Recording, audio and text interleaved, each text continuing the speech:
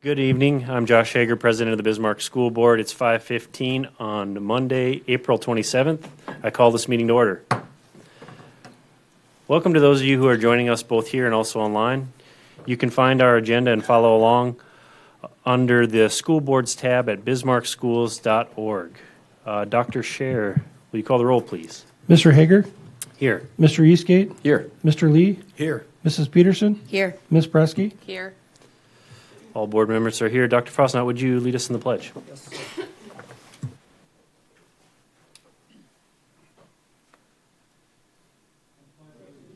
the flag of the United States of America and to the republic for which it stands, one nation, under God, indivisible, with liberty and justice for all.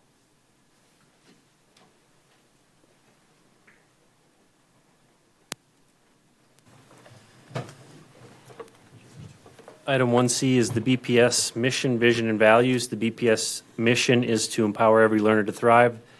The BPS vision states, together, our strong relationships build inclusive, collaborative, and innovative environments that create agency and inspire a passion for learning, excellence, and discovery. The BPS values are inclusion, excellence, innovation, leadership. You'll also find a link in the agenda to the BPS strategic plan. Item 2 is to adopt the agenda. What are the wishes of the board? I'll move that we adopt the agenda. Second. A motion and a second. Any discussion? Seeing none. Dr. Scher. Eastgate? Yes. Lee? Yes. Peterson? Yes. Presky? Yes. Hager? Yes. Item 3, focus on success tonight is child nutrition. Dr. Fosnot. Good afternoon, board members. Nice to see all of you. Thanks for joining tonight. I would like to first just say, before I let Ms. Wagner go at the podium, is child nutrition is one of those things that are crucially important for the success of our kids. A good nutritious meal sets them on the right path to being ready and able learners in our classrooms. And but sometimes I think it's overlooked. We just assume it's happening. We just expect it to happen, and that doesn't happen without dedicated people that show up every morning bright and early to make sure they have breakfast and then serve lunch. And Ms. Wagner gets to lead that group, and I'm very proud of them. I think she's going to share some data about not only the program, but also some possibilities for the future. So Thanks, Michelle. How are you? Thank you, Dr. Fosnot. Thank you, President Hager and members of the board, for having me here tonight. I really appreciate this opportunity to share some of our successes that we've had in child nutrition, and also, as Dr. Fosnot said, talk about opportunities for continued success, I think, in the future. Here we go. Is that working? Okay. So I guess just to kind of dive into the meat and potatoes of our success, 1.7 million meals is what we have served from August 2025, the first day of school, through March of this year. So we have served 470,000 breakfasts, and we have served 1.2 million lunches at BPS. So that comes out to an average of about 12,600 meals a day that our cooks are putting on the plates for our students. And so if this trend kind of continues, we should break that, we should be between 2.1 to 2.2 million meals that our students in this district will be eating.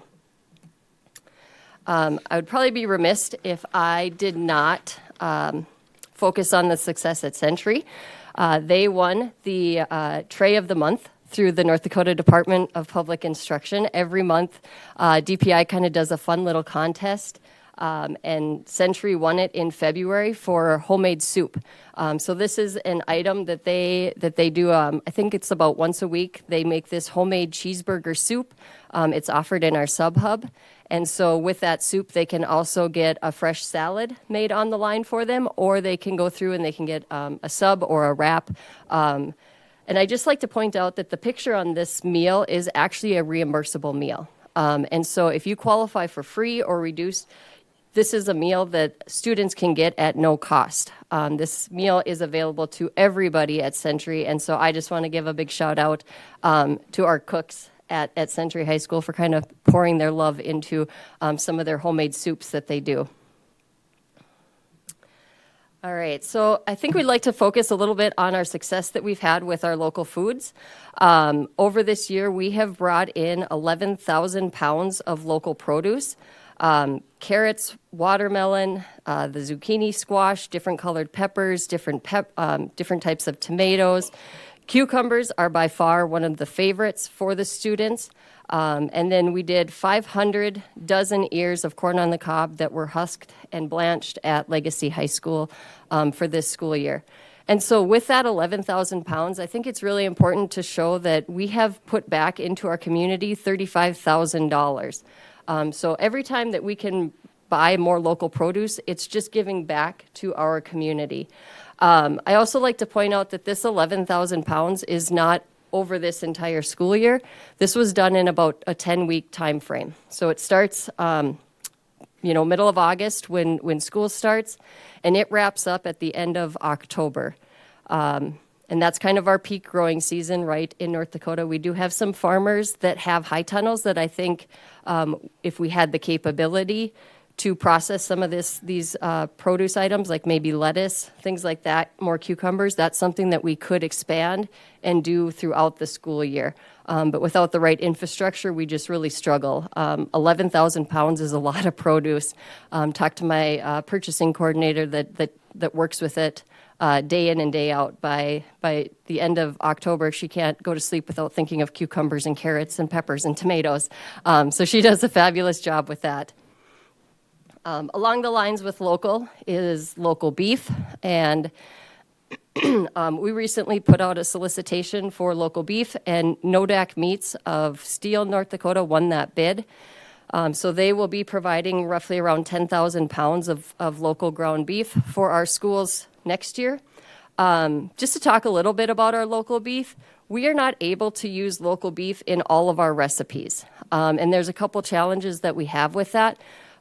We currently just offer it at our middle schools and our high schools, and that's because our kitchens in our elementary don't have the capability to cook that raw beef. We don't have the right equipment for it. We don't have grease traps that the health code or the health department requires for that.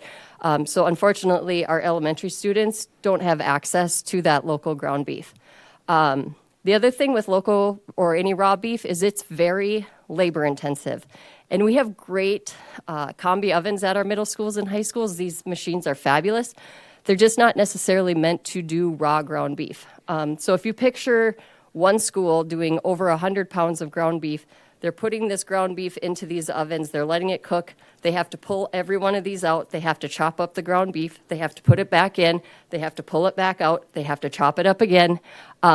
They have to do that about 4 or 5 times before we can ensure that meat is cooked to temperature and that it is the consistency that the kids want, that doesn't have the big chunks in it, that it's nice and ground.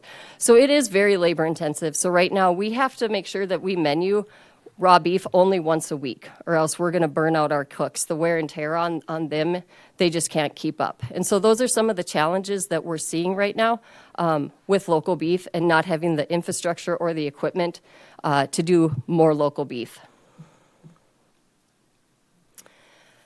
I just wanted to touch base on the dietary guidelines for Americans. These were released just recently this year. And the reason that I like to talk about these is because as individuals, we can decide whether or not we want to follow this inverted pyramid that they came out with.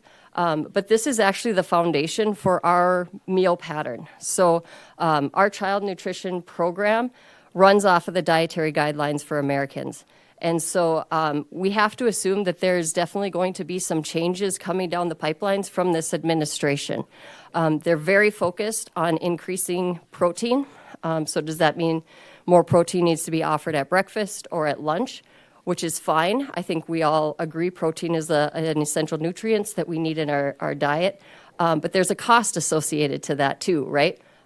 It's the most expensive item on our plate. So if we have to increase protein at breakfast and increase protein at lunch, where's that coming from? Is it going to get passed on to parents? Do we have to raise meal prices? Is USDA going to step up, give us more dollars for commodity goods?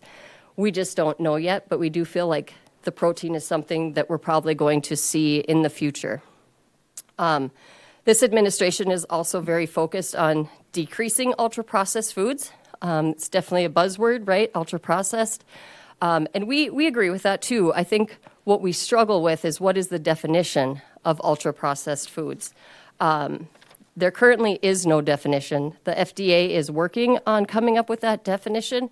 And then we don't know how that's going to play into the USDA's regulations. We fall under USDA. FDA is coming up with this ultra processed definition. And right now, if you look at the NOVA classification system for minimally processed to ultra processed food, yogurt and hummus fall under ultra processed foods, where if my kids were eating yogurt and hummus, I'd be happy. So it's not really cut and dry on what an ultra processed food is, but we definitely think that we're going to see some sort of guidelines come into play with these new proposed regulations through USDA. And then last is the decrease in added sugars. This was actually with the previous administration. They were very focused on cutting that added sugar in our school lunches. So in 2025, this school year, we had to limit breakfast items. There was a limit on how much sugar could be in cereal, yogurt, and flavored milk. So that's why if you see like Cinnamon Toast Crunch on our breakfast menu, that's specifically made for schools. It has a reduced sugar in there. You're not going to find that in the grocery store. And then by 2027, no more than 10% of total calories can come from added sugar. So we're going to have to look at our menus and see where we need to make cuts. So all of that just kind of leads into where there's opportunity for continued success, and that's through that central kitchen. We want to provide the highest quality of food. We want to source more local produce, more local beef from our community, and we want to expand that scratch cooking. If middle schools and high schools are getting homemade tater tot hot dish and lasagna, so should elementary students. And without that central kitchen, we just don't have the capability to do that. We also want to make sure that we are streamlining our labor and staffing. We run short every single day. I'm going to talk a little bit about that in the next slide. But we just need to make sure that we're efficient with the staff that we do have. And having that central kitchen is going to take some of that workload off of them, some of that wear and tear on their bodies that they are experiencing day in and day out. And then we just want to be consistent, safe, and compliant. We want those uniform recipes across the district. Whether you're a kindergartner or a 12th grade, you're getting the same recipe. We want to make sure it's safe and that it's meeting all USDA guidelines and that it's just equitable for all students, that they all should have access to these items. So that's kind of why we really feel a central kitchen could help us be more successful. Last but not least, I have to say a big thank you to our child nutrition staff. They operate in 24 kitchens. We serve at 27 sites, and we run between 10 to 15 people short every single day, and yet somehow they still get it done. So I just have to say thank you to them. May 1st, this Friday, is Lunch Hero Day. So if you think of it, give a school a call, tell the cooks thank you for serving 1.7 million meals. And it's kind of fun. We partner every year with the Career Academy, and they get shirts, and so the students actually design these shirts. So the green ones were last year's shirts with the little logo, and then the 2026 one, the low-key legends of the lunch line, was designed by one of our own students here at BPS at the Career Academy. And so we always enjoy getting their designs for the different shirts. So with that, again, thank you for giving me this opportunity to kind of talk about our successes and our challenges, future opportunities. And with that, I will answer any questions. Thank you, Mrs. Wagner. Board members, questions, comments? Ms. Presky. Thank you. Have you explored any partnerships, or do you have partnerships right now with like the CTE and growing vegetables or anything like that to supply to the schools? We have not, and I would say right now we're at like our capacity that we can take on with the facility that we have and the amount of staff that we have. We've looked at trying to expand different ways, but we just really can't. Like, we are bursting at the seam. If you ever want to come down in October and see what the the warehouse looks like when you have 4 or 5 farmers dropping off, 1,000 pounds of cucumbers and us getting it out and getting it processed, it's quite the undertaking, and we're just not set up for it right now. It's a lot of transferring back and forth. It comes into the warehouse, it gets transferred to Moses, it's processed at Moses, it gets transferred back to the warehouse, it gets distributed out to all of those schools. So it's a lot of moving pieces, so. Yeah, and then on the same lines as what you're talking about with the fresh, like especially the vegetables coming in, how do you make them last through the year, or do they get them all in the fall and then We get come them this all time in of the year, fall. Yeah, they- and so it's in and out. I mean, we get those cucumbers in. Gina likes to get them in on a Tuesday, and they're processed on Wednesday, and they're out Wednesday afternoon for Thursday. So I mean, it's a very, very quick turnaround. I think like one area, if we do have some farmers that have the high tunnels, where if we could partner with them and had a facility to actually process this year round, we could. Lettuce, like our lettuce right now is terrible, like off the truck, I'll be the first to admit it's awful. And it's like, how do we get our local farmers to get us lettuce year round? And they have the capability of doing it. We don't have the capability of cleaning it to make sure it's safe and getting it out to all of our students with the facilities that we have now. Well, thank you. We have a lot of mouths to feed, so do. thanks for the job that you do. Thank you. Mr. Lee? Thank you, President Hager. I just wanted to say thanks for this presentation. It's the numbers are staggering, and it's good for everybody to hear those numbers. But you know, central to everything you do, this central kitchen is such a huge idea that's part of the bond referendum, and it's something that could pay dividends infinitely into the future. And when you talk about those younger kids in elementary getting the same types of food that middle and high school get, I mean, it just makes you realize that we're going in the right direction. Hopefully we can get this central kitchen done, and I just appreciate everything you do, Ms. Wagner, and your staff, and everybody out there in Lunch Ladyland. Adam Sandler's running Yeah. through my head right now, but it's what you do is amazing, so thank you. Well, thank you. Mrs. Peterson? Thanks, President Hanger. And I just wanted to kind of add on, I want to, it was of note you talking a little bit about kind of how federal guidelines affect your kind of day-to-day operations. And I also think that it's kind of important. I think you and your team have been, there's like enhanced scrutiny as there's been conversations kind of on ballot measures and universal free lunches. And I think it's just important to note the different expectations that go into feeding these children every day and the type of kind of operations that it is. So presentations like this, I think, are really important, not just for us, but for the public to realize that it doesn't just like go from, the refrigerator to the student lunch table, that there's everything that goes into the processing and the cooking and all of that goes into it. And so I just want to thank you. And, I think Mr. Lee kind of talked a little bit about the bond referendum and the central kitchen, but I also want to note that some of the other facilities needs in terms of just improving how our kids eat lunch and the time that it takes. I mean, so much of what we do during the school day is all about sort of just a logistical just effort that makes it so not only your team, but also the principals and the scheduling so that we get kids in and out of the lunchroom and these spaces that often are meal spaces, but then they're gym spaces, then they're entertainment spaces, depending on how they're used. So there wasn't really a question there, but I just want to, I think that your presentation was super timely, not only with Lunch Hero Day being on Friday, but also just really timely with all the things that you are being asked to answer throughout not only our questions with the bond, but then also with the legislature and federal government. So appreciate you and your team. Please extend our thanks to them and thanks for today. Well, thank you. Yeah, thanks, Mrs. Wagner. It's always nice to hear from you. You know, I kind of think through some of the things that you had mentioned, and kind of the continual comment about, well, that's what we have capacity for today. And I think about that centralized kitchen, and then to Ms. Peterson's point, further kind of the bond and how that could flow out to the schools, and in creating those designated lunch spaces at lunchtime.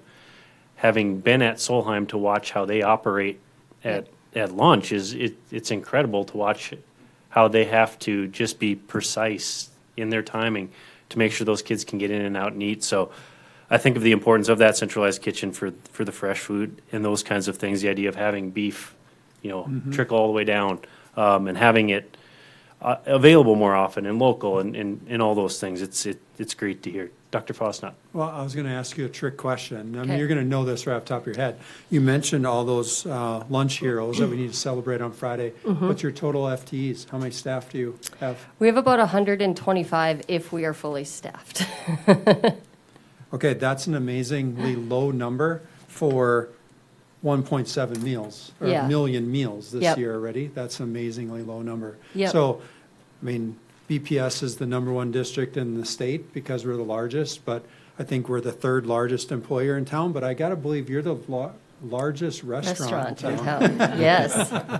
Yes. Okay, I think that's important. And I appreciate you guys mentioning the centralized kitchen. I think she brings to life what we've tried to articulate across the community is just the benefit of that, right? If we're talking about, I was with the family that raises beef on our family's ranch back in South Dakota, and being a ranch kid all my life, hey, if that's locally sourced North Dakota ground beef, locally sourced fruit and vegetables for our kids, and maybe there's an opportunity to grow a new business in our community to do that for us, I just think that's a huge win for our kids. So, I thank hope you. next time I come back that we've served 55,000 pounds of local produce, not just 11,000, that it just keeps growing. That is our goal. That's All great. right. Thank you, you. Mrs. Wagner. Okay, that brings us down to item 4, which is public comment. I know there was some public comment last week that potentially needed a response. I guess I would open up to board members to see if board members wanted to say anything. Mr. Lee? Thank you, President Hager. Yeah, and I think it's important when asked that we do respond to these things. I guess a lot of what I heard Mr. Jensen say last week, it's understandable, but I think it came from a source of frustration, and he talked about us failing the kids. I guess I would just like to address that as we've tried to get back to a 10% ending fund balance and run the district and do it responsibly. Needs have popped up, and we have had to push some of these things off further than we would like. And so, have we failed? I would say we have failed. We have failed in raising the mill. We have failed in raising taxes, and I'll admit that. We've ran a tight ship. And because of that, we have had to make tough choices along the way, but we've always had a plan. And I was part of those past boards. We've talked about this and, building 2 new schools, building an addition to Legacy. We've always had a plan on how to pay for that. But now that the rules have changed and we're under a 3% cap, the plan simply has to change. And that's what this bond is about. It's about getting ahead of our needs so we can keep operating efficiently. And I'd like to say this, if the bond doesn't pass, we will get the work done, but it will take more than 20 years, and it will be more expensive. And that, to me, is just not acceptable. So, thank you. Thank you, Mr. Lee. Mr. Eastgate? Yeah, thanks, President Hager. Also just had some feedback and response from Mr. Jensen. I just was going to start, we as a board had taken a pledge a couple years back about the Dignity Index, which we all heard about at the National School Board Association. So Dignity Index, and it's an 8 kind of a scale, and we kind of pledged that we'd all stay above a 5, 5, 6, 7, 8 out of an 8 scale. And 5 just says the other right has a right to be here and a right to be heard. They belong here too. I do feel like through some of Mr. Jensen's comments that we certainly are on different sides. I would say that I don't always appreciate the comments that we get, and I guess that's just maybe that's how most people feel when you receive criticism. But I'd also say that I do respect that he shows up. He does have a right to be here. As he'll be very quick to point out to us, he's a taxpayer and he's a parent, and so like any other taxpayer and parent in this community, they do have a right to be heard, and I think that's important. I'd also say, as I was just kind of thinking about some of the comments made, though, I was reflecting on a comment our past superintendent, Dr. Hornbacher, had said that really stuck with me, that sometimes when people don't get all the answers they want all the time, we are listening to you. But we also have 14,000 kids, all with their own parents, and an entire community of taxpayers, and we're listening to all of them too. And that is a large amount of people in our community to be listening to and caring about. And it doesn't mean that everybody's individual perspective shouldn't be respected, but it doesn't mean that our district can do every single thing that every individual's asking for. I would like to also just defend the rest of the board. I won't even defend myself on this one because I feel like I don't want to do that. But to defend the rest of the board when it's called into question on servant leadership, I would just say that my fellow board members, as I've been able to be serving in this role with them and seeing them both, just not at the business meeting of school board, but in the community at large, that they're just very selfless. I believe that they serve and operate as a board member in the right way. And I want to say thank you to you for it, because that's honestly what makes me the most angry in hearing some of the comment addressed to us as a board is when I know better. I know that you guys have our kids in our community at the forefront of your decision-making. It has nothing to do, and that's not because you hold the title of a board member. That's just the kind of individuals you are. I'd also like to just address something. It's repeated about being transparent in the way we communicate. Not all transparency and communication happens on social media. I'm a firm believer that in a leadership role, you got to come out of the clouds. You got to put your feet on the ground, and you have to be willing to have a face-to-face conversation with somebody, including when there's conflict at times, when you may not agree on everything. And I think that can be when there's respect, that can happen and that can take place. When you lose that respect, it's a lot harder to have that conversation. It was brought up specifically about the 4 schools we talked about, and I was on the board at that time. I remember very well because we continue to talk about them quite often. And again, that might not be at every single board meeting, but I can say specifically about those 4 schools, as well as all of our other schools, specifically with the bond coming up. But those are talked about at workshops. Those are talked about in conversations with our district leadership about what are we doing to try to get there. And again, as it's been pointed out, Mr. Lee just commented on it, there's a whole huge gamut of things going on that's coming at a board member and at a district to be taken care of. It doesn't make those 4 schools less important. It just means that we're looking at the whole picture as we go through it. The last thing I would just like to touch on with this is that our time and resources of our staff are important, and I want to defend those too. And I would say that when our staff and our people at our central office are being, I'm going to use the word badgered at times, and also just tasked with continually coming up with things, because no matter what problems are solved, there seems to be another problem that pops up. And that's just the truth, and that's what's happened in the history. That those time and resources of our staff are also important. As a board, those are things that we should be taking seriously. So when we talk about how staff and resources and time and energy and money is being used, I would say, and I didn't want to ask the staff because that would have taken up more time, but that a lot has been given back to Mr. Jensen in answering his questions as best it can be done. And at times, as a board member, I look at it and I go, shucks, I feel like we're wasting some time on some of that, because some of it feels like we're just looking for problems. And I would say again that we are looking for folks that are looking for solutions. So I think there's some important notes that need to be made. Again, I respect that Mr. Jensen shows up. I respect that he uses his public comment, which is a thing that's offered to all community members. So with that, I'd just say thank you, and that's the response that was asked. We were asked for a response, and that's my response. So thank you. Thanks, Mr. Eastgate. Ms. Preskey. Yeah, good comments here tonight. I guess when I reflect back, especially like being told that you have failed, I don't see that our board has failed. We've had some difficult budget work in the prior years, and we've tried to tackle what we can with the funds that we have, and we give a high level of direction and expect things to be addressed within that direction. There's no blank check. So when we see that there's a problem at a school or there's things that need to be done, would it be nice to just write a check and have it fixed, have it repaired, bring it up to standards, whatever? Yes, but we don't have a blank check. And, I know I personally have been very committed to holding the line on taxes. I think our board has had a conservative feeling about that and wanting to keep our mill levy level, which we have done for 7 years. And I think that's something that our community told us that they wanted. And so we respected that. Let's live within our means. Let's do what we need to do, address address our priorities within the funds that we have without raising taxes. I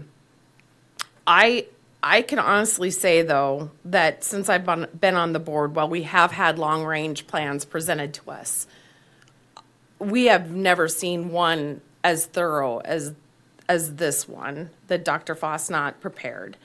And it was the most thorough. It was categorized by the needs, the kinds of needs in our schools, and I think that that's really what got a lot of attention.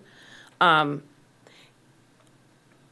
Fosnot also spelled out to us, which I don't know that we've ever heard, if we don't tackle this now through a bond, it'll take us 23 years. And that's like eye-opening to hear.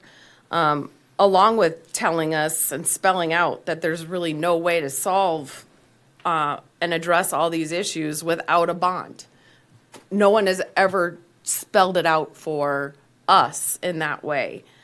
And I also think it's really important to know when you look around town and you look at our schools and the expansions and the programs that we have done in BPS, there's been a lot of investments that have been made to our students and our system. So I guess I'm proud of what we've accomplished, and I'm looking forward to the vote in June, and hopefully the community supports us and we can get on and move forward and address these important needs. Thank you. Thank you, Ms. Preskey. Mrs. Peterson.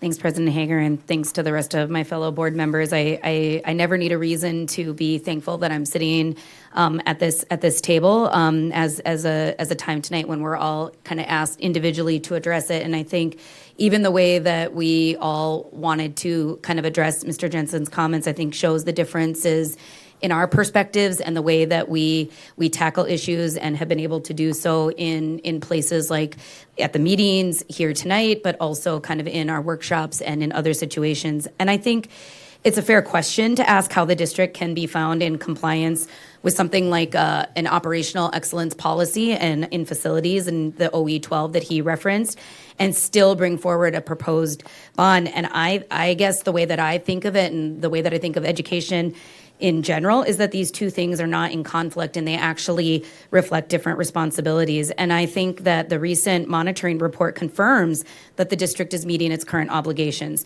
Our facilities are safe, they're maintained, and they're supported by this long-range plan. And every student that walks into the doors and needs accommodation, we are able to provide that accommodation. And I think through the messages that we've been given in the community forums and the questions that we receive, just because we want better doesn't mean that we're not meeting the students' needs. And we're always talking about some extreme examples sometimes, but let us be clear that if a student is not able to get around, is in a wheelchair, there are accommodations made. And unfortunately, it's not the accommodation that I think would be right now our top of the line expectation.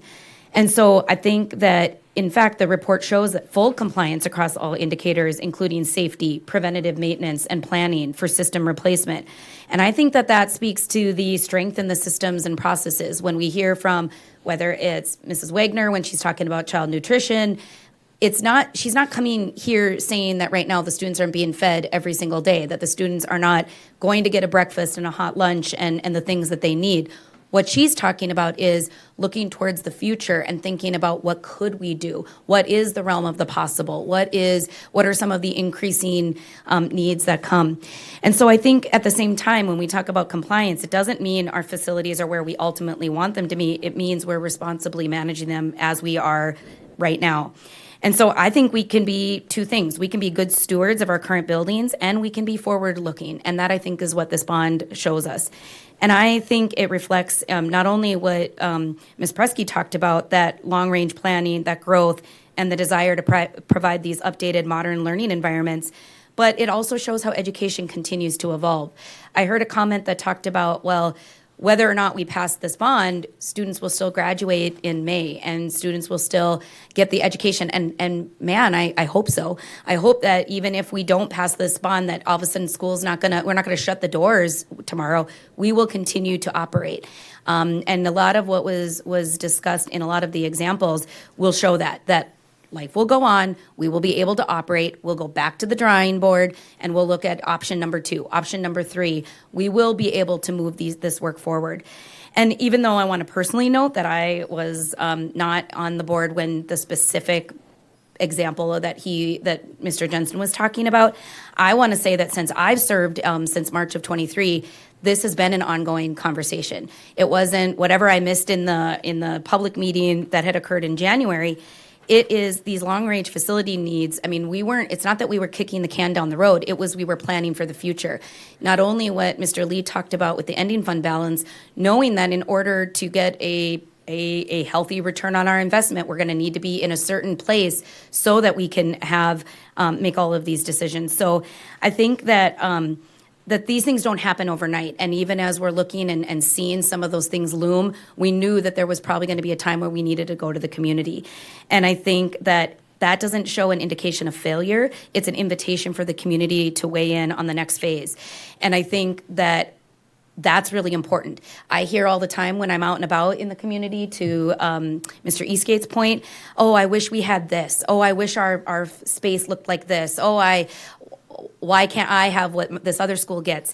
Those are things that we hear all of those times, and this is the way to address it, because those things don't just happen. I love how Danelle talked about the blank check. We can't just wave a magic wand and those things happen. And so these are really thoughtful questions that we're asking the community to weigh into.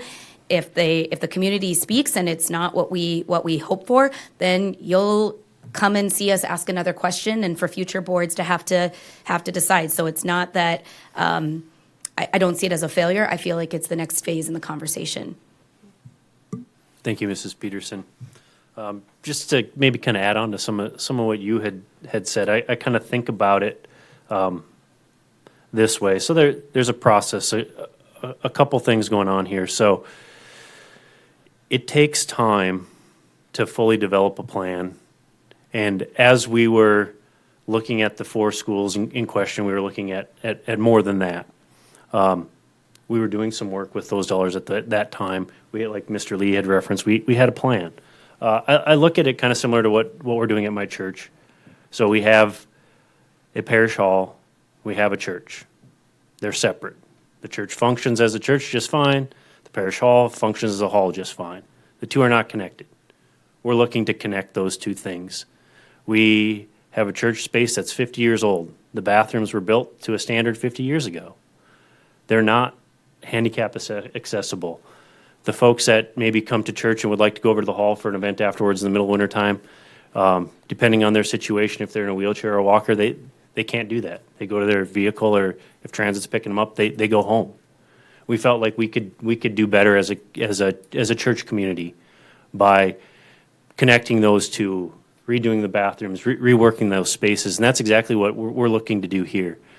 And it all started for us, just like it did here with the school district, with a design. Here's an idea. Here's what we would like to see with these 4 schools. So we asked those principals to come and tell us how that would be a benefit to their individual spaces, since they know them best as the principals. So we heard from them. And over the course of time, in addition to that, Dr. Scher and I, and then it really picked up in this last year through our Operational Excellence Committee, we've been talking about these spaces and a lot more. Just like we did at the church, we started to ask other churchgoers, what do you want to see? Here's our general idea. What are we missing? What are the things that you would like to see? Which is exactly how this process went for us. We came up with, as a school district, what we thought we needed. And it is broad, and it's kind of in depth when you see, like Ms. Peterson referenced, the overall plan. There is a lot to it. And it takes time, a lot of time, to hear all these different distinct voices, which is why we went out to the community like we did, to try to get input from all stakeholders, because we don't necessarily go to that building every day. We ask the parents that go there, what do you need in your school? What would you like to see? And take all those things and put them together. And then ultimately you come up with the plan, which is what we see in the bond. So again, we have these educational spaces, absolutely. But can we do better? I absolutely think we can, and I think we should. I think when I look at some of these remodels in particular, talking about the ADA compliance stuff, and it's the stories of the students, one in particular that I remember when on a groomsmen visit that has to go to a different school than a sibling because we can't accommodate their needs there.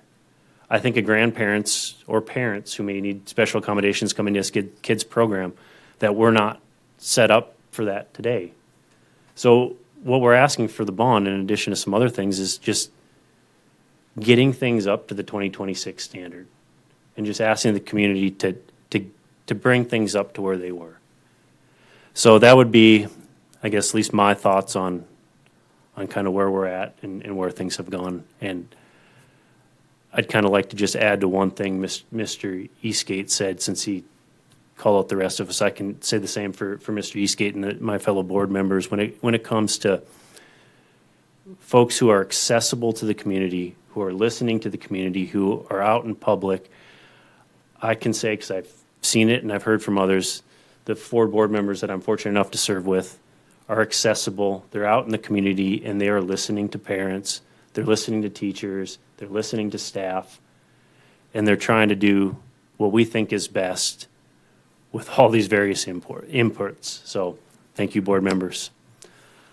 With that, moving forward in public comment, the board recognizes the central role parents play in the education process of their children and supports active parent involvement in the education process. The board's practice of public comment reflects and aligns with policy BCBA and the spirit of its intent. For classroom issues, it's best to follow the chain of command: teacher, principal, assistant superintendent, superintendent. For district issues, please reach out to Dr. Fosnot. If you do speak tonight, we simply ask that you be responsible, be helpful, and be respectful. Our BPS students deserve to have adults model the expectations we have for them. Groups are urged to select one spokesperson. Individuals will be limited to no more than 4 minutes and will be notified with 30 seconds remaining to conclude the remarks. The board will not debate issues as presented, but will take such matters under advisement. With that, please stand and approach the podium if you would like to speak tonight. Seeing no one, public comment is now closed. Item 5, monitoring district operations, OE3, treatment of community stakeholders. Dr. Fosnot. Yes, board members, we have 2 of them for you, leading off with the OE3 treatment of community stakeholders. And I invite Mr. Steve Kuntz, your Director of Communications, Public Relations, to present the report. Thanks, Steve. Yeah, President Hager, members of the board, it's a pleasure for me to present the results of OE3. It evaluates the relationship between stakeholders in the district in areas of transparency, confidentiality, and communication practices. There are a few highlights I'd like to direct your attention to. OE3 requires the superintendent's office to protect confidential information and handle formal complaints accordingly. Both those areas were satisfied according to the expectations set forth in the governing policy. As far as transparency is concerned, the OA asks us to make a number of resources available to stakeholders on our website. That would include yearly budgets, audits, board meeting information, and more. The links are included in the report for you and the public. Finally, each year we do have a community survey that goes out to students, staff, parents, and community members. This year we adopted a new platform called Panorama. It allows for some better data collection. We had over 14,000 individuals take the survey. That's between parents, staff, students, et cetera. And in this report, we have a target of just overall majority positive perception of the district. And we had well over 80% indicating that positive perception based on the aggregated results of that survey. So based on those findings, we recommend that we find ourselves in compliance with OE3. And I'd gladly stand for any questions. Board members, questions? Ms. Presky. I just want to comment and just tell you thank you for what you do on your end of communicating with BPS and the public as well. Absolutely. Thank you. Mrs. Peterson. Thanks, President Hager. I would echo those things, and then also with respect to OE3, treatment of community stakeholders, I would move that we find the district in compliance. Second. We have a motion and a second. Any further discussion? Seeing none, Dr. Scher. Lee, Yes. Peterson, Yes. Prusky, Yes. Eastgate, Yes. Hager. Yes. Item B, OE9, communicating with the public. Okay, so kind of continuing in the same vein, OE9 also looks at that public survey I mentioned in OE3. There's a target here, 70% supporting the district's direction that we try to meet. In this one, based on the aggregation of all those results, over 80% would have responded positively to that question of supporting the district's direction. And there is a summary document in the report for your perusal for you and the public, and it has very detailed response data within there. In addition to that, OE9 also requires us to hold some community events where the public can provide input on important issues. We cited those 3 community forums we just held as an example of that, but I would just note that those only represent a few of several engagement opportunities that we do offer regularly. And finally, we have a web-based monitoring report linked in here as well, where we provide just some samples of communications and things we share, public service announcements and so forth that are part of this OE. So based on all those findings, we would also recommend we be found in compliance, and I would stand for any questions. Board members, Dr. Fosnot.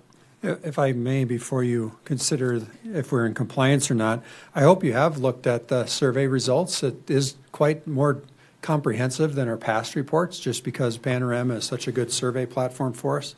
I think it'll not only serve us well this year, but in the future, as we can now see that longitudinally year to year to year in future reports, which I hope you find. But 2 things I picked out of there were across all the reports, which I really appreciated. Our kids responded about someone in school cares about me. That was a climate and culture question. And elementary K2, 88%. Second through 8th grade, K1, second through 8th grade, 80%. 9th through 12th graders, they have someone has a positive relationship with them, 85%. I mean, those are really good numbers. Obviously not exactly where I'd love. I'd love to be 100% across the board, but those are really strong numbers. I appreciate it. Now, maybe on the negative side, something we can continue to work on was about communication. And in the parent survey, the question for what was really OE3 for us, but I feel informed about the district's direction and believe there are meaningful ways for families and community members to give input. That on the parent side only scored at 50%. Now, here's what's surprising. Like we say, we've had more than 3. We've had probably 6 or 8 community forums, coffee chats, all those things. I would say, to your point, we have members of the community that do take advantage of those opportunities. They come to the mic, they talk to us. We could use more. We could use more people to become civically engaged in that discussion. But what I thought was interesting, even though parents were only 50%, 9th graders rated that same question, like do they support their families, have ways to be informed about what's happening at school? 9th through 12th graders say 81%. So their kids think they have ways to be informed. I don't know. Maybe that's just their grades. I don't know. Maybe. And teachers were at 84%. Feel that there's ways to be informed. So there's obviously something we need to do there, because there's a communication gap of what people are perceiving, our parents are perceiving community, and what maybe our kids and teachers are perceiving as opportunities for people to be engaged. So I think that's a growth opportunity for us, but hopefully dig into it. I think Mr. Kuntz and I also talked about one of the things in the survey was an open-ended response. We're just not ready yet. We'll release that in totality, but we got to make sure that there's no human names in it. Make sure we ensure some privacy, kind of the first report, confidentiality issues we want to make sure. But once that's done, we'll put that out on their website in totality so people can see it. Thank you, Mr. Kuntz. Thank you, Dr. Fosnot. Mrs. Peterson. Thanks, President Hager, and thanks, Dr. Fosnot. Just one other additional comment is I like that breakdown, and I appreciate the report. And actually, all of these surveys that we've been given to, whether we were talking about the bus issue in the fall or previously, I think that the transparency of the district and the ability to share these details, whether it's like ready for public consumption or not, has really kind of showed just because that we, just because we offer them, we just offered these 3 community forums. We didn't have like a great amount of attendance, but that doesn't mean it wasn't available. And so I think to Mr. Eastgate's point earlier when we were responding to the other public comment, just because the room isn't filled right now doesn't mean that there's not the ability to. So hopefully in the multiple mediums that I think that are available, whether it's through website and formal means or informal means, we're at least giving the opportunity to weigh in. And we just hopefully the public that's watching just takes advantage of these multiple pieces and eventually kind of finds their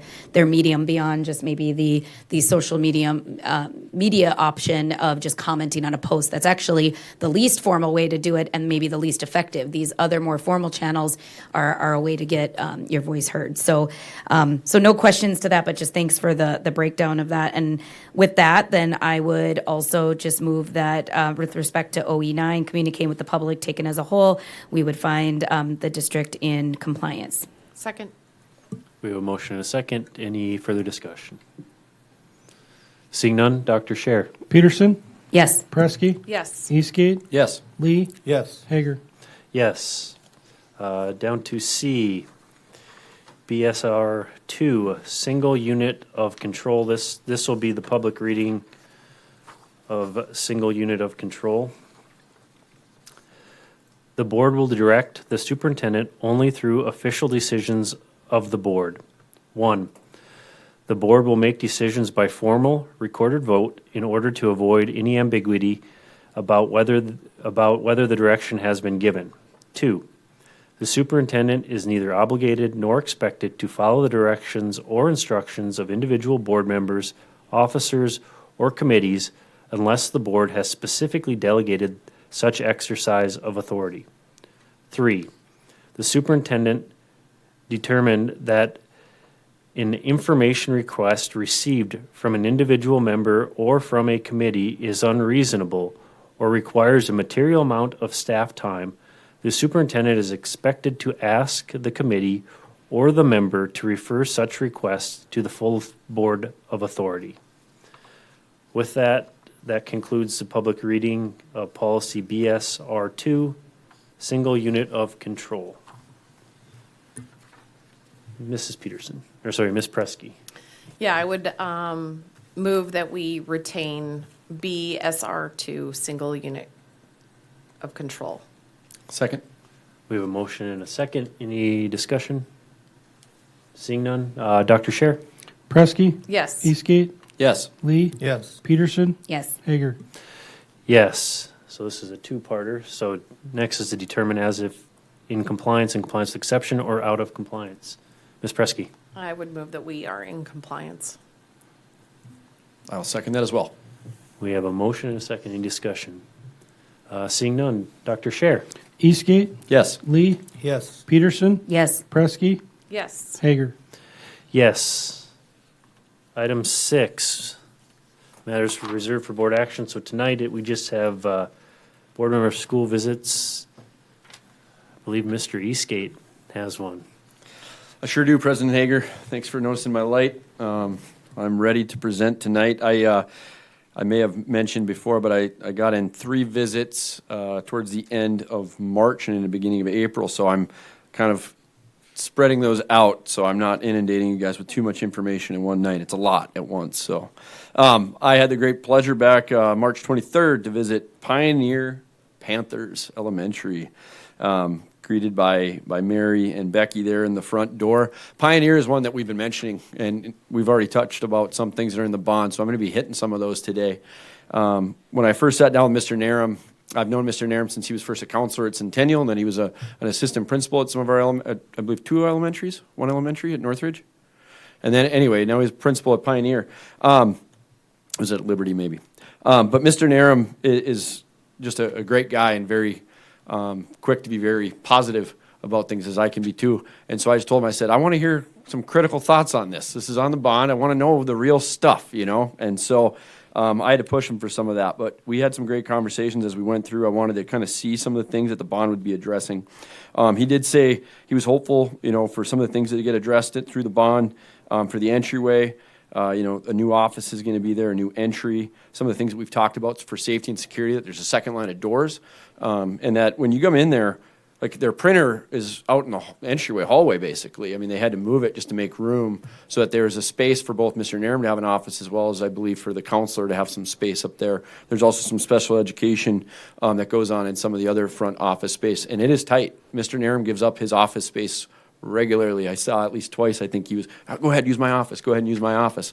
So that people had a spot where they could go have a private conversation, whether it be on a phone call or with a student, whatever it was. So he did say he was hopeful for a new carpet, very similar updates to Northridge. The carpet, of course, something we deal with in our building fund, not necessarily through the bond, but because he was familiar with what had gone on at Northridge, and that's a great kudos to the district for the great work that happened over at the Ridge, Mr. Lee. That they did a great job, though, for one of our older schools and giving it a serious update. And so that's what these other schools are asking for as well, and that we can do it at a quicker, more time efficient. I ran into two former BPS students, Cade Garcia and his friend Noah. They're both behavioral aides, behavior systems with reading. And Mr. Nairn just talked about how great they are. I got to announce those guys in sports back when they were at Century High, and so it was just fun to see them. And he just said what a great job they're doing with students. At that moment, they were chasing after a couple of younger elementary kids that were, again, behavioral aides, so kind of chasing down some kids that were going down the hallway pretty quickly. They had fifth grade testing going on that day, so that some of the classrooms were a little quieter, but I had a chance to see some different learning spaces. Just a few things I wanted to note from my time there, though. There was a foster grandparent, Dwayne, who was there, which I found out from talking to Mr. Barnhart. It's a federal program, so these are individuals that they apply. There's an application process. It's federally funded, and then, of course, there's background checks as we allow adults into the building through these programs. But Mr. Nirms talked about what a great asset he's been to be in the classroom, and for some of these kids to have another adult male figure there to be there as a positive role model. And again, it's a foster grandparent, so not a foster parent, a foster grandparent program. And for him to give his time and his effort there with kids was really awesome. He was sitting in like an elementary school-sized chair with a kid at the moment when I was going by. And I just thought that was a neat program. That was new to me. So I don't know about everybody else, but that was a new one for me. I think it's a neat program that we're taking advantage of. We talked a lot about some of the separate spaces that are needed. Currently, there's 4 portables on the Pioneer grounds. 1 for music, 3 are empty, but they're being used for storage because storage is really tight at Pioneer. There's storage spaces that are probably being used for private meeting rooms right now. There's 1 closet he was able to show me, and it looks like your front entry closet at your house for coats. And other than that, they're using the portables. So the portables are serving a purpose. I want to point that out, but they're not ideal. And the reason is that when the portables did come in, basketball hoops were cut down. They have 1 now. They were all taken down. Mr. Nairn had 1 put back in. And he would just love, as would I, and I'm sure the district would, parents would, certainly the kids would love to see some of that blacktop come back and have more space for kids for the fun and recreation, which fun and recreation is part of recess, man, and I sure loved that in elementary school. Also, just the idea of maybe the dumpsters are out on one of the front roads. They're kind of behind a fence, but I think it'd be good to get those in a spot that makes more sense for our community, have some community pride with that. There's some exterior maintenance. I talked to Mr. Middlestead in my visit at Facilities Transportation. I said, Jason, what do we got to do? Like, we need some paint on that outside wall. We just need to do some of those. And he's like, I know, and it's on the list, and we're trying to get there, but we need to get there. So just some things like that we're aware of as a district, and we want to get to them. But again, the list has gotten long to get our schools to 2026, which I'm going to jump into on some of that. We've talked about some of the ADA. Getting an elevator at Pioneer would be amazing. Again, there's a little bit more storage under the stairs that he did show me, actually. I kind of jokingly called it the Harry Potter room. They just need more space, you guys. Special education, need more space, more shared rooms. At this school, they're top 4 in transient population. 52% of that school has are kids that are coming from poverty, homes in poverty. 52%. That was a big number for me to swallow that pill. And I want us to see our building be able to do the best as we can to serve these families. When we talk about special education, I've heard Dr. Frostnot talk about this school's bathroom in particular at some of these forums. You guys, I almost have to turn sideways to get into this bathroom. I'm not a big guy, but I have to almost turn sideways to get around where they have a bed. For special education, it's also where the nurse takes students if they need them in there, I believe. And it's a very small space. It is not ideal for what some of our students are dealing with in 2026.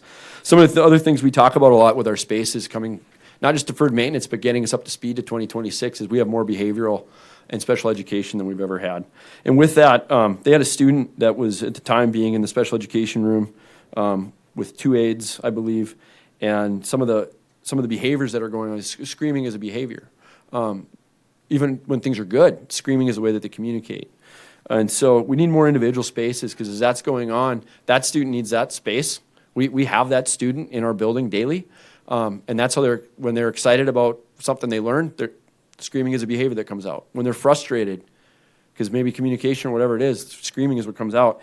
And it's right, that school, the way it's set up, there's not enough space for you to not hear that down the hall in other classrooms. So that student deserves their space, and also the rest of the learners in there, I would hope, have a chance to continue to have their learning spaces as well. Mrs. Pam Baker was brought. I had a chance to visit Tier 1 Phonics. They run a Pace Setter program, which is like 38 kids. That's like a student council for the 4th and 5th grade. They run a Cocoa Cafe. They do the morning announcement.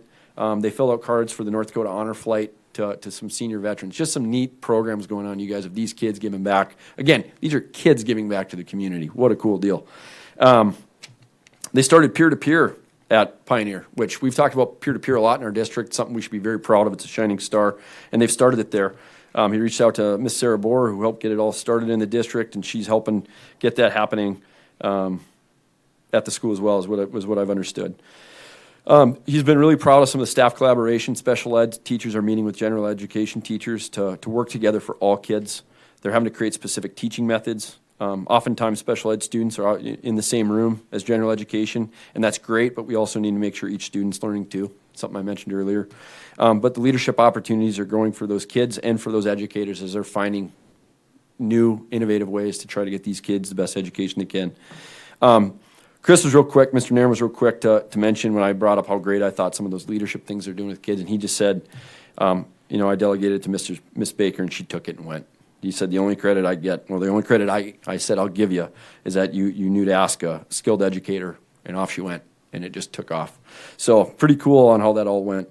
On my way back out to my vehicle, I ran into two of the custodians. Tim and I didn't get the other gal's name. I apologize for that, but just asked them how things are going, and I just told them thanks. We certainly appreciate all the great work they do. I know the building appreciates what they're doing to make the best use of the space as they're turning things over to make sure that they're ready for all these different learning things. So there's some other notes in here about some of the special education stuff, but I think I hit the main points, is that we just need to continue to do our best by these kids, by these families, to make sure that all of our kids, we say every empowering learners to thrive, right? And we need to make sure that we're holding up our end of the bargain on that as board members and as a community. So thanks for hearing my school visit today to Pioneer Elementary.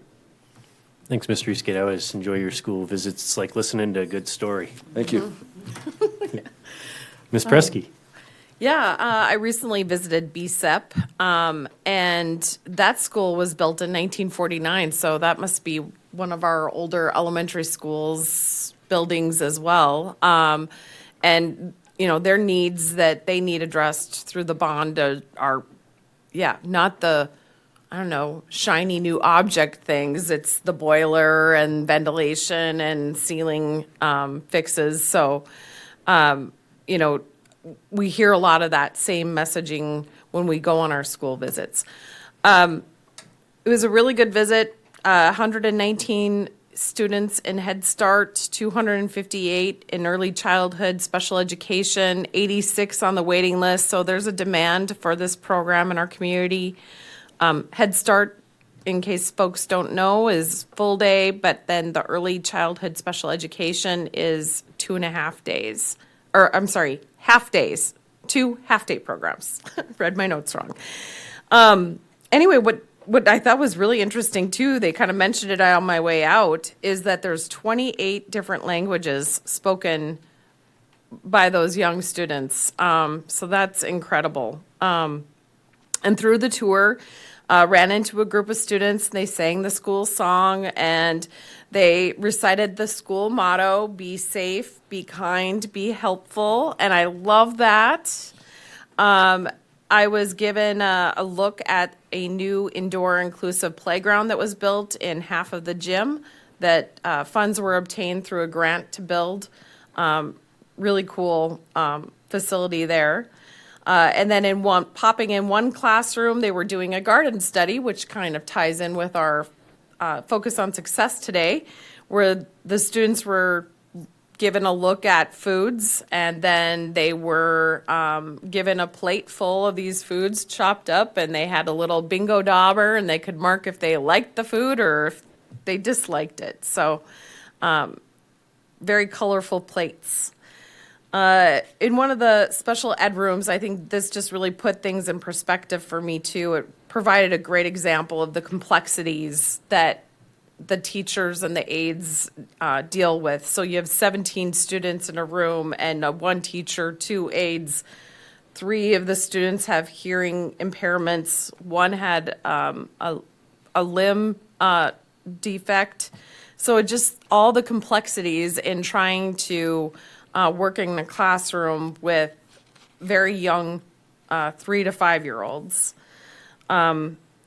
Val Bakken provided a story of one child that was exhibiting significant delays, and the teacher really encouraged the parents, to get some testing done. And then they discovered that they had a hearing impairment. Since then they got an implant, and now their learning opportunities have just blossomed. So a really good success story, but it also really just puts the light on why these early interventions are good, a great thing to have in our community. Some of the challenges we talked about, the decision to cut busing for the Head Start kids. They're unsure of how that will impact their enrollment. They know of 6 students that are not returning because of transportation challenges, and 10 that remove themselves from the wait list. In one classroom, they just said, raise your hand if you ride the bus, and all but 3 rode the bus. And so administrators just, I guess, emphasized that for a majority of parents with students at BSEP, transportation is really an issue. What I really enjoyed is a conversation on what they're seeing as far as the impacts of screen time. And this was on the heels of our National School Boards trip, where we had a speaker that really talked about the addiction to screens and the impact that this is having on society. And it was really interesting to hear how they said that they're seeing more delays in speech and expressive communications and learning that. It's all attributed to screen time. They, continually talked about an addiction to phones, how some 3-year-olds are even walking in and have a phone. Not being exposed to activity that is something other than screens when they're not at school.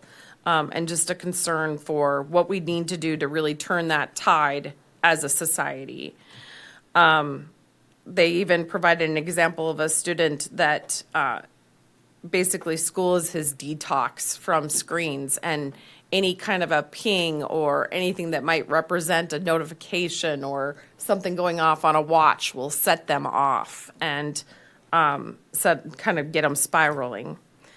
I guess just really to wrap that visit up, BSEP plays an important role in our whole BPS system, getting those students, those young minds ready for school, helping them find coping skills and social skills, and to get a leap in their academics to really just help ease that transition so they're ready for kindergarten. So enjoyed my time with the bees. Thanks. Thanks, Ms. Presky. Nice school visit. Anybody else have a school visit tonight? Doesn't look like it. All right, so on to item 7, the consent agenda. What are the wishes of the board? Mr. Eastgate. President Hager, I would move that we approve the consent agenda. Second. We have a motion and a second. Dr. Scher. Lee, Yes. Peterson, Yes. Presky, Yes. Eastgate, Yes. Hager. Yes. Item 8 is the superintendent's report, the 2026 bond. Dr. Osnot.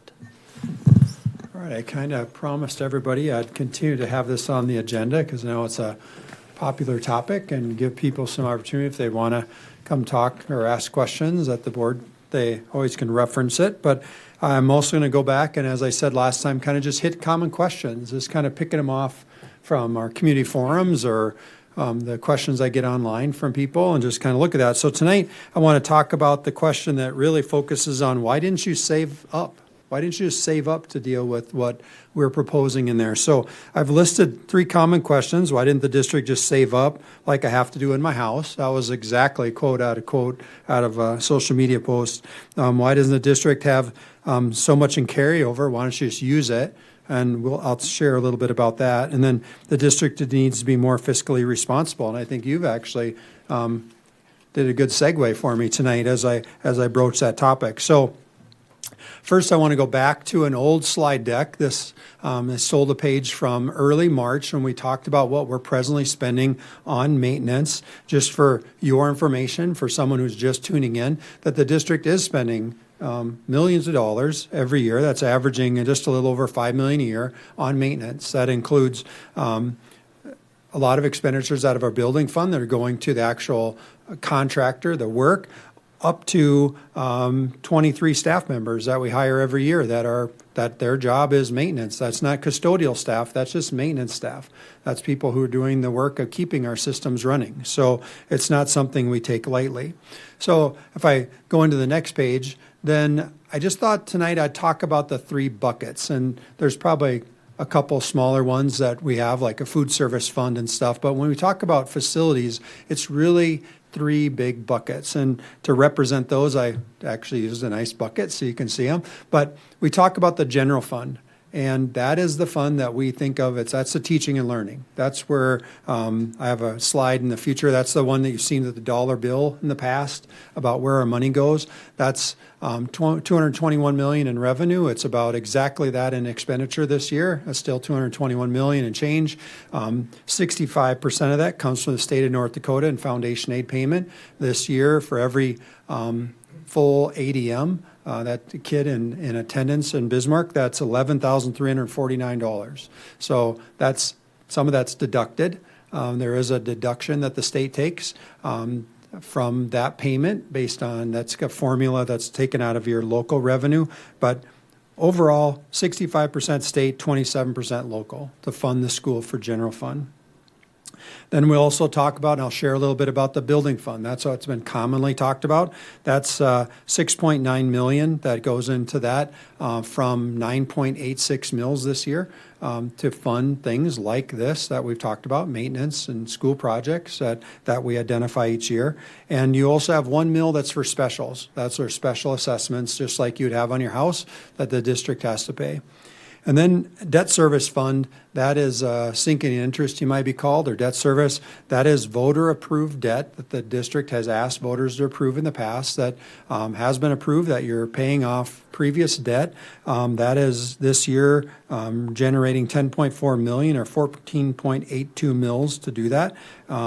And it's just so someone's asked about that, the last forum at Simile last week, you actually can find all those bonds that we're paying off on our district website. Now, if you go to the 2026 bond page, you will find all those present bonds that we are paying for. Because the person who asked the question didn't think we had any. It's like, no, we do. You should, here they are. We've posted those on there for knowledge. So those are out there.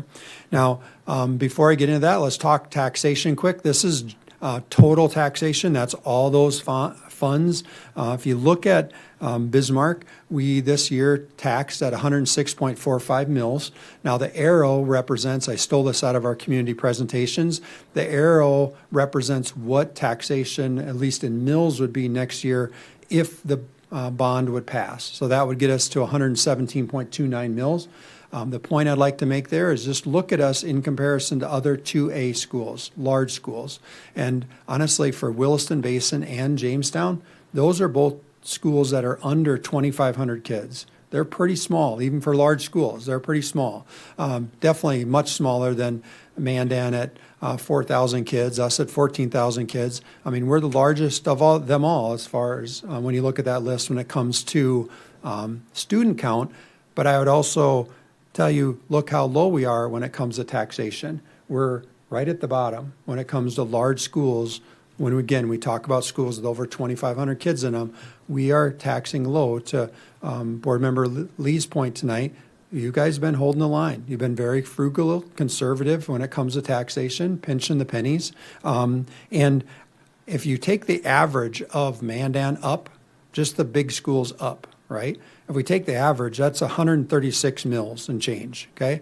If you look at ours, that would mean, just board members, keep this number in your head, you are, in relation to mills, you are taxing 22% less than the average for the rest of those.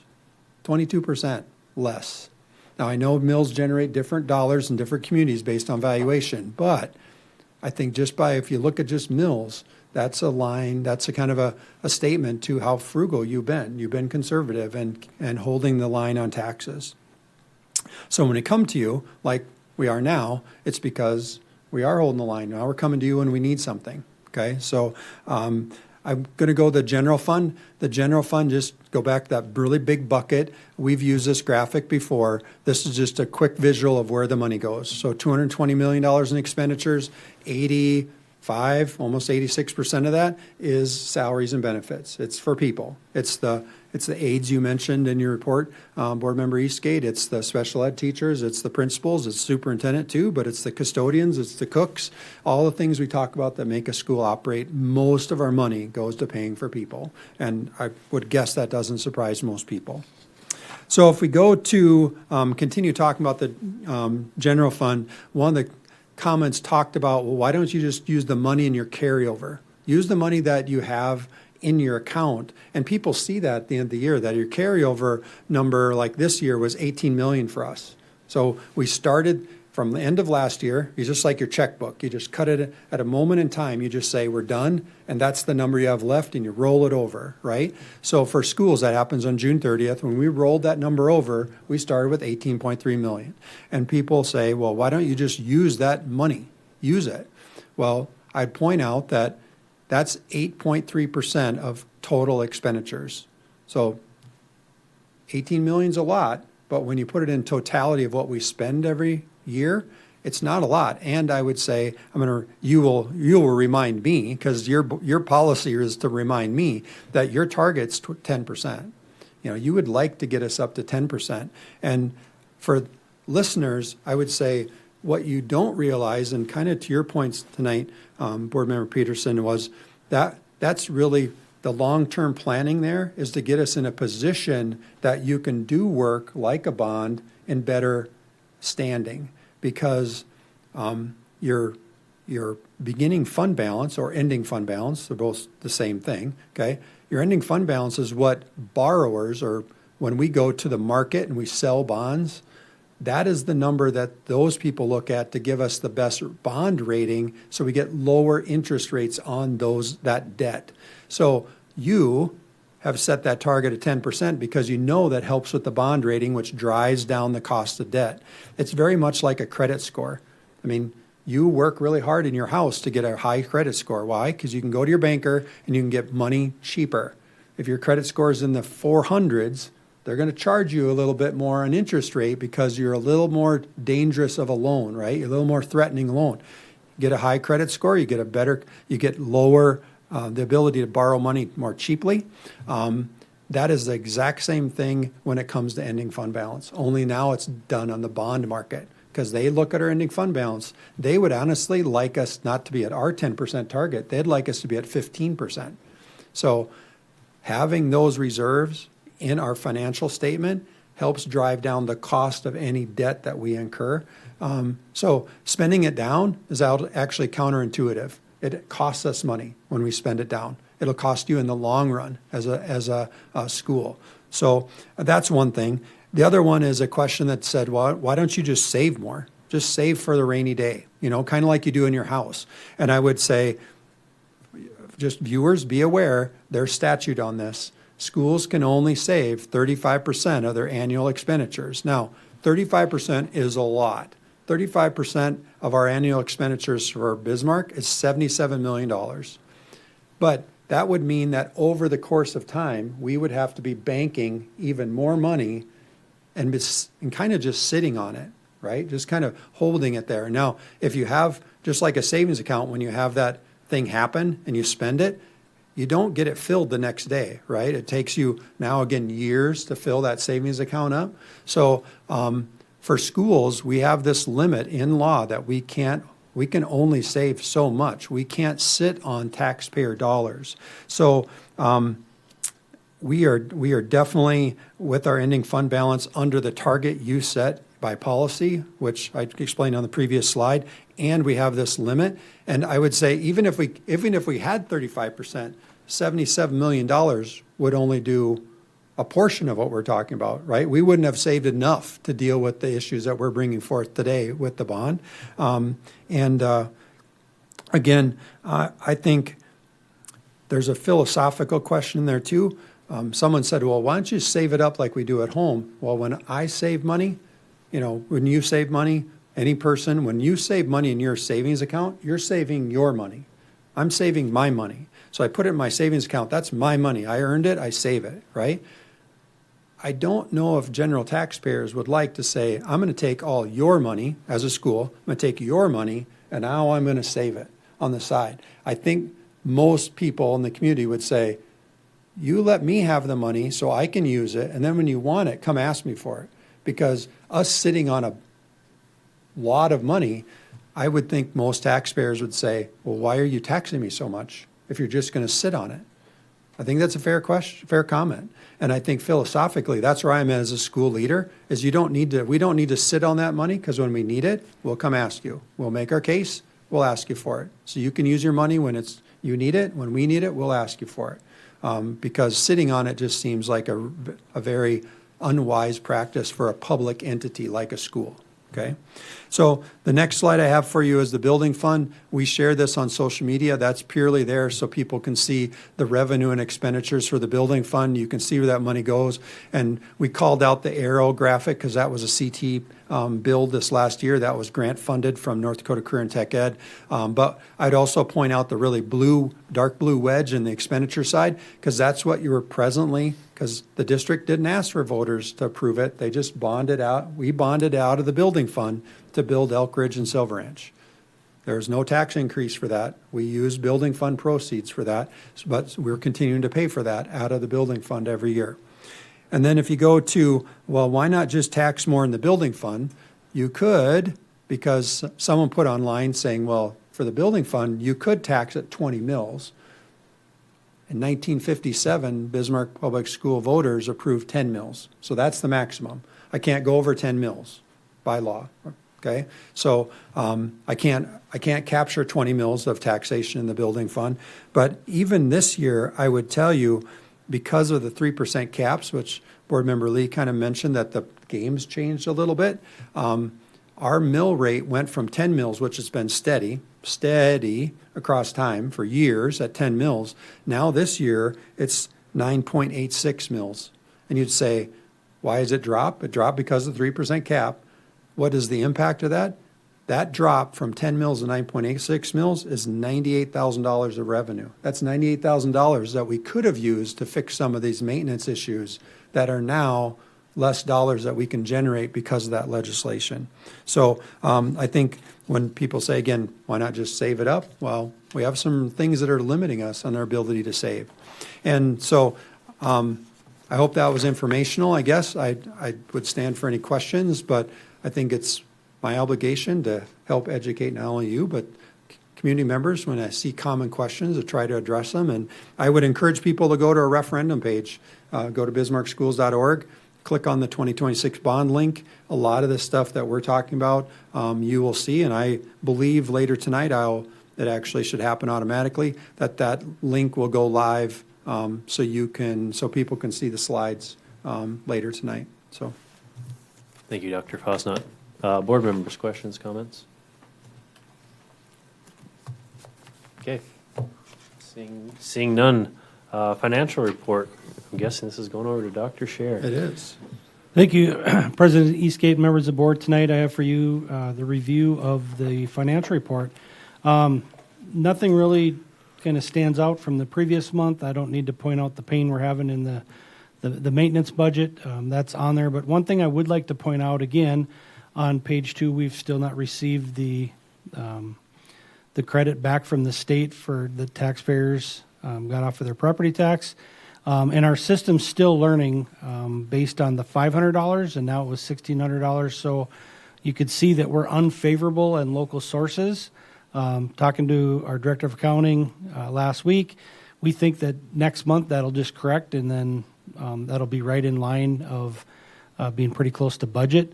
The thing that's a little hard, you could say, well, you know, it was $500 last year, it's $1,600 this year. Just do some simple math. The problem is those that pay less than $1,600 got $500 off. Those that pay less than $1,600 this year only get what they paid in. So you can't use simple math. Plus the population of taxpayers changed slightly too. But that's really the only thing that we're kind of watching. You can see we're tracking very positive as far as we'll be under on expenditures and a little bit over on revenues, again, to help with that ending fund balance. And I guess I would stand for any questions the board might have. Board members, questions, comments? Okay. Thanks, Dr. Scher. Item 9, the adjournment. All items have been considered. I declare this meeting adjourned.